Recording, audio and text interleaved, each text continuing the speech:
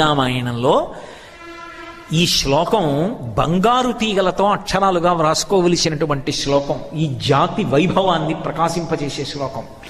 క్షమాదానం. అమ్మ, లోకంలో ఆ దానం చేశాం ఈ దానం చేశాం అంటారు, గొప్పదే. అసలు నిజమైన దానం ఏదో తెలుసా? గొప్ప దానాలు చేసిన వ్యక్తిగా కీర్తింపబడేవాడు ఎవడో తెలుసా? మహాదాత అని కీర్తింపబలిచిన వాడు ఓర్పు కలిగినవాడు. తాను కోపాన్ని పొందడానికి కావలసిన శక్తి ఉన్నవాడయ్యుండి అవతల వారిని ఇబ్బంది తన శాపము చేత పెట్టగలిగిన వాడయ్యుండి కూడా అలా చెయ్యకుండా నిగ్రహించుకుని ఓర్పుతో పావు కుబుసాన్ని విడిచిపెట్టినట్టు కోపాన్ని విడిచిపెట్టి నిలబడిన వాడున్నాడే, వాడమ్మా దాత. వాడు చేసిన దానం ఎవరు చెయ్యరు.